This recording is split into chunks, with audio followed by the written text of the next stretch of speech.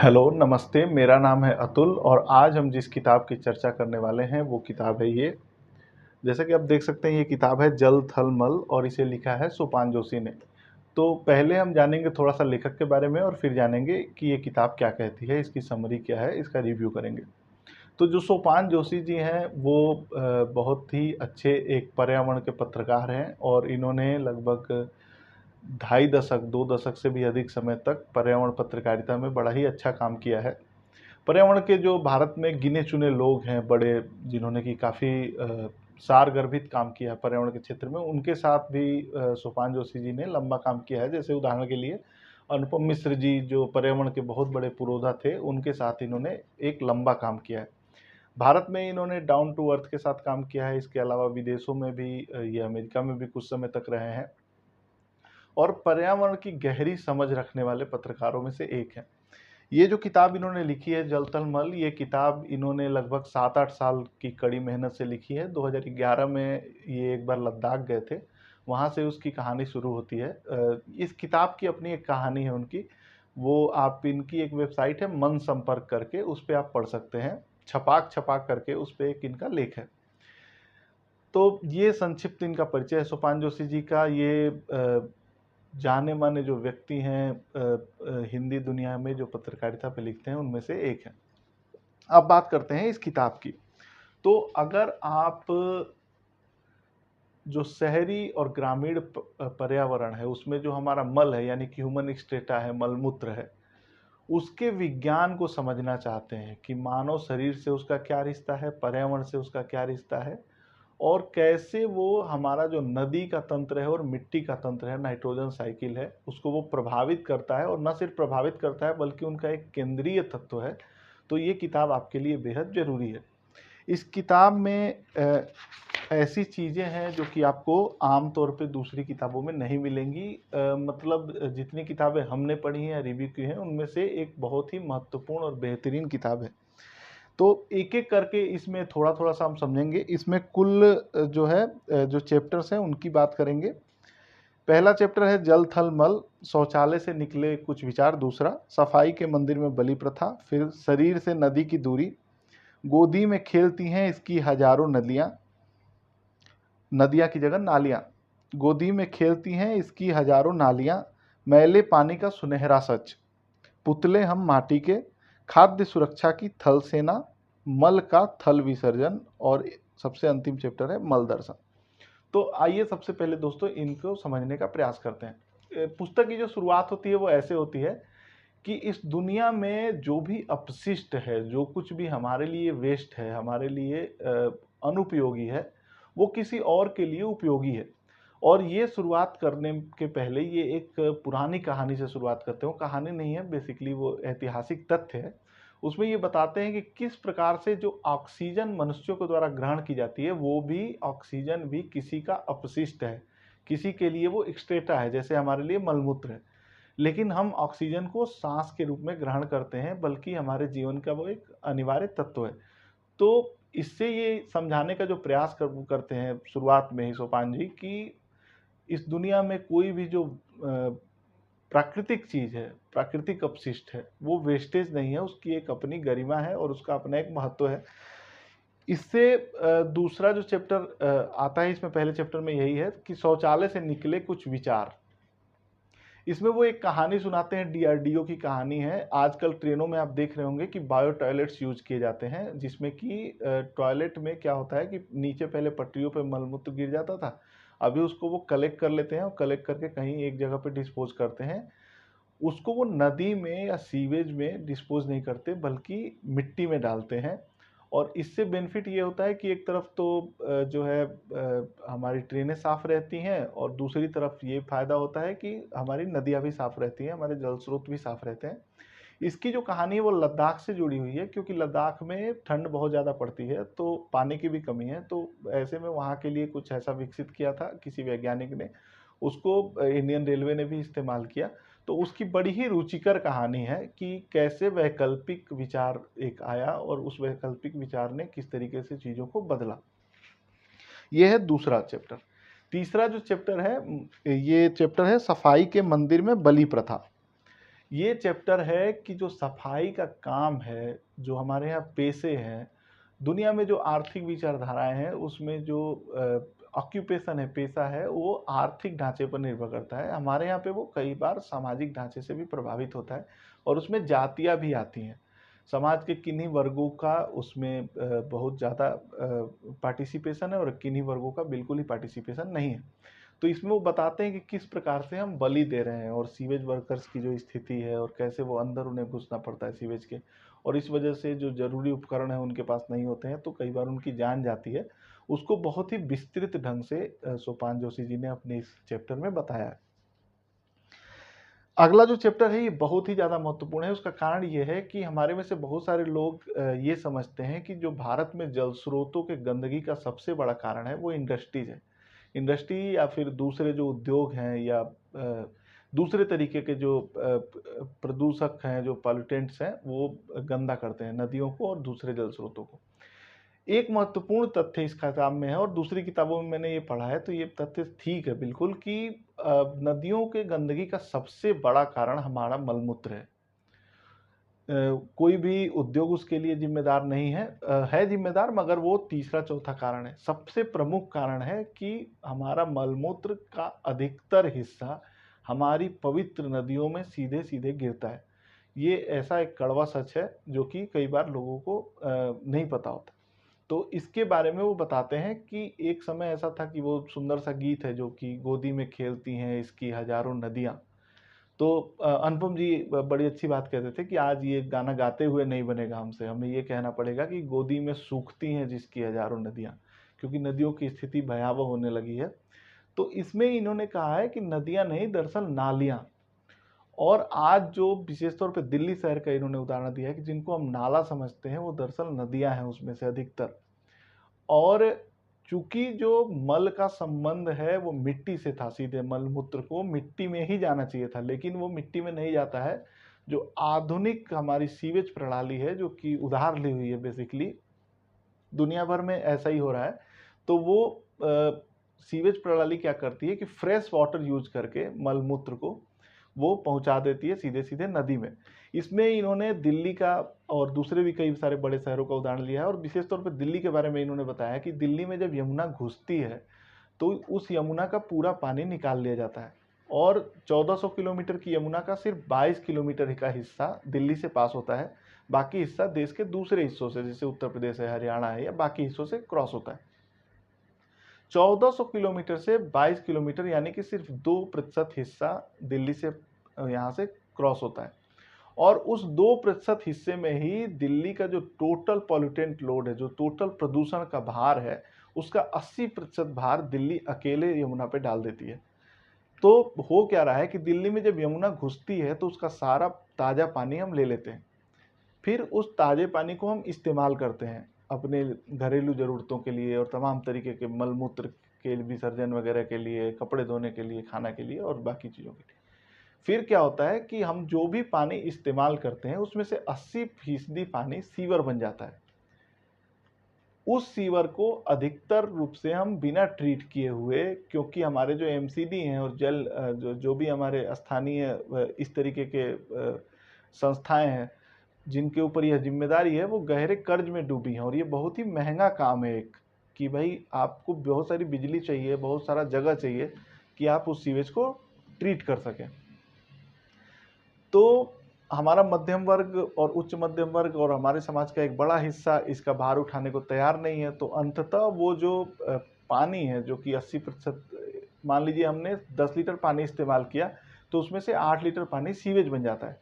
वो 8 लीटर पानी यमुना में गिर जा रहा है, उसका बड़ा हिस्सा। तो एक तरफ दिल्ली में जब यमुना घुसती है तो हम उसका सारा ताज़ा पानी, एकदम बढ़िया पानी ले लेते हैं। दूसरी तरफ हम यमुना में जो पानी छोड़ते हैं वो बिल्कुल गंदा पानी होता है, और ये यमुना फिर मथुरा में प्रवेश करती है जहाँ की भगवान श्री कृष्ण की जन्मस्थली है। तो वहाँ पे गंदा पानी ही, दिल्ली का गंदा पानी मिलता है देखने को। तो ये बड़ा ही दुखद स्थिति इन्होंने बताया है, और ये बताया इन्होंने कि दिल्ली जो है हमेशा से ऐसी नहीं थी। दिल्ली को एक समय में बाग बगीचों का शहर कहा जाता था। यहाँ पे छोटी छोटी कई सारी नदियाँ थी जो अरावली से निकलती थी और निकल करके यमुना में मिलती थी और यमुना को और ज़्यादा समृद्ध करती थी। बहुत सारे कुएं थे, बावड़ियाँ थी, इसके अलावा तालाब थे छोटे छोटे। लेकिन समय के साथ हमने पानी की कीमत को नहीं समझा और हमने ज़मीन की कीमत को ज़्यादा समझा। तो अब जैसे दिल्ली का एयरपोर्ट है, वहाँ पे पहले एक तालाब था, और भी कई ऐसी महत्वपूर्ण जगह हैं जहाँ पे कि तालाब को कब्जा करके हमने भवन बना दिए, मकान बना दिए, दुकान बना दी। तो ये स्थिति हमारे सामने आ चुकी है कि दिल्ली अपनी जल की ज़रूरतों के लिए दूसरों पर निर्भर हो गया है, और आज सारे बड़े शहरों का यही हाल है। और वो दूसरी जगह से भी जो पानी आता है उससे उनका पेट शायद नहीं भरता, तो उन्हें और ज़्यादा पानी की आवश्यकता है। तो अपने जो स्रोत हैं, उनके जल के जो रिसोर्सेज हैं, जो भी सरफेस वाटर हो या ग्राउंड वाटर हो, उसको हमारे बड़े शहर सुरक्षित नहीं रख पाते। दूसरी तरफ दूसरे का जो पानी है, दूसरे के हिस्से का जो पानी है, उसको वो ज़बरदस्ती हासिल करते हैं अपने पैसे के बल पे, और उसमें भी बहुत सारा पानी लीकेज वगैरह में बर्बाद हो जाता है। तो ये कहानी बड़ी ही दुखद कहानी है जो कि इन्होंने बताई है। इसमें इन्होंने ये भी बताया है कि एक तरफ तो ये समस्या सिर्फ ये है कि पानी की उपलब्धता और सीवेज की दिक्कत को, इसके साथ-साथ बाढ़ की भी समस्या है। इसमें वो एक किस्सा बताते हैं कि पुरंदर कहा जाता है भगवान इंद्र को। पुरंदर का अर्थ होता है नगरों को तोड़ने वाला देवता। लेकिन दिल्ली जो है वो इंद्र के प्रकोप से बचा रहा। बहुत सारे जो हमारे शहर हैं वो बार-बार बाढ़ में डूब जाते हैं। दिल्ली इंद्र के प्रकोप से बचा रहा, इसलिए बचा रहा क्योंकि इसका भूगोल इस तरह का है। इसीलिए दिल्ली महाभारत के समय से ही बार-बार उजड़ी, फिर बार-बार उसी जगह पे बसी। क्योंकि इसकी जो भूगोल है, भौगोलिक टोपोग्राफी है, वो बहुत ही उपयुक्त है मानव जीवन के लिए। परंतु अब हम उसमें इतना ज़्यादा बदलाव ला रहे हैं, और इतना ज़्यादा जो स्पंजेस थे हमारे, जो जैसे कि बावड़ियाँ थी या कुएँ थे या तालाब थे, उनको हम भर रहे हैं। तो एक तरफ तो पानी की समस्या होती है गर्मी में, दूसरी तरफ थोड़ी-सी बरसात होती है 10-20 मिनट की, आधे घंटे की, तो दिल्ली में जल भराव भी होने लगता है। इसके साथ ही इन्होंने दूसरे भी कई शहरों का ऐसा उदाहरण दिया है। तो ये था इनका जो गोदी में खेलती है इनकी हज़ारों नालियाँ। अगला चैप्टर है, चूँकि ये जिस परंपरा से आते हैं सोपान जी, उसमें पर्यावरण चिंतन तो आपको मिलेगा, लेकिन वो चिंतन भय पर आधारित नहीं है, वो अनंत आशा पर आधारित है। और ये गांधीवादी जो पर्यावरणवाद है, इसमें एक ये खासियत रही है हमेशा से कि ये आपको समाधान मूलक इनका चिंतन है, कि आपको बताते हैं कि ठीक है समस्या है, लेकिन समस्या का समाधान भी हो सकता है, और ना सिर्फ हो सकता है बल्कि दुनिया में समाधान हो रहा है, हमें बस थोड़ी सी आंख खोल करके देखने की आवश्यकता है। तो अगला जो चैप्टर है वो मैले पानी का सुनहरा सच। मैला पानी यानी कि हमारे मल मूत्र का जो पानी है, मिश्रण है, वो मैला पानी। इसमें इन्होंने बेहतरीन उदाहरण दिया है हमारे देश के भी और देश के बाहर भी, कि कैसे मल मूत्र का नियोजन किया जा रहा है, कैसे इनको डिकम्पोज किया जा रहा है डिसेंट्रलाइज तरीके से। बहुत सारे उदाहरण है, एक उदाहरण मैं आपको बता देता हूँ। कोलकाता में जो सीवेज वाटर है उसको ट्रीट करने का तरीका भारत के किसी भी दूसरे शहर से बिल्कुल अलग है। वहाँ पे एक वेटलैंड है जहाँ, जिसको बोलते हैं भेड़िया अपने बंगाली में। उसमें वो क्या करते हैं बेसिकली कि जैसे जो वेटलैंड है उनको कहा जाता है कि वो किडनीज ऑफ द लैंडस्केप है। तो वो क्या करते हैं कि पहले जो सारा पानी आता है, मैला पानी, उसको वेटलैंड में जाते हैं, वेटलैंड उसको क्लीन कर देता है, और उसके बाद से तालाब बना रखे हैं उन्होंने उसमें, और उसमें मछलियाँ पालते हैं, वो दूसरी सारी सब्जियाँ उगाते हैं। इससे जो कोलकाता का भोजन की व्यवस्था है स्पेशली, और शायद हमने सुना भी है, अब इसका कोई संबंध है इस चीज़ से या नहीं है, कि कोलकाता में खाना काफ़ी सस्ता है। तो बेहद ही सस्ते दाम पे उन्हें मछलियाँ और दूसरी जो सब्जियाँ हैं और खाने पानी की दूसरी चीज़ें हैं वो भी उपलब्ध हो जाती है, सीवेज भी ट्रीट हो जाता है, और नदियाँ भी गंदी नहीं होती। तो ये इन्होंने बताया है कि अगर कोलकाता ऐसा कर सकता है, जापान का भी इसमें इन्होंने उदाहरण दिया है, और तमिलनाडु में भी 1-2 जगह का उदाहरण दिया है। तो हम दूसरे भी शहर और जो छोटे बड़े वो ऐसा कर सकते हैं। इसके बाद अगला जो पार्ट है इसमें, पुतले हम माटी के। इसमें मिट्टी के और शरीर के बीच की जो दूरी है और बीच का जो संबंध है उसके बारे में बताया गया है, कि हमारा जो शरीर है और हमारे शरीर से जो निकलने वाले तत्व हैं और मिट्टी के अंदर जो तत्व हैं, वो दोनों कैसे एक तरीके से हैं, और दोनों के बीच अंतर संबंध क्या है उसके बारे में बताया गया है। और ये बहुत ही असामान्य चीज़ है, क्योंकि सोपान जी जो है वो उन्होंने अंग्रेजी से पढ़ाई कर रखी है, लेकिन एक परंपरा ये भी थी, जैसे गांधी जी की भी एक खासियत थी इस चीज़ में कि वो बहुत सारी वैज्ञानिक चीज़ों को पढ़ते और समझते थे अपने आप के द्वारा, जिसको स्वाध्याय कहते थे। तो इससे दुनिया में तमाम खोजें भी हुई हैं, लेकिन आज जिज्ञासा की जो परिधि है और जिज्ञासा का जो स्कोप है वो सीमित होता जा रहा है। उस समय सीमा की वजह से भी और कुछ अपनी भी लोगों के अंदर की जिज्ञासाएँ कम हुई हैं। तो उसमें ये बड़ा ही अच्छा-सा वैज्ञानिक, इसमें बहुत सारी आपको चीज़ें देखने को मिलेंगी कि हम किस तरीके से मिट्टी से बने हुए हैं और मिट्टी कैसे हमारे से जुड़ी हुई है। इसमें खाद्य सुरक्षा की थल सेना, जो हमारी फूड सिक्योरिटी है, वो किस प्रकार से इंश्योर होती है। इसमें एक और चीज़ है इन दोनों चैप्टर्स में, इसमें एंटीबायोटिक्स वगैरह के बारे में भी बहुत बताया गया है। हमारी जो बॉडी में बैक्टीरिया जो होते हैं, वायरस होते हैं, स्वच्छता को नए तरीके से परिभाषित किया गया है कि जिसको हम स्वच्छता समझते हैं वो दरअसल स्वच्छता है क्या, जिसको हम सैनिटेशन समझते हैं वो दरअसल होता क्या है।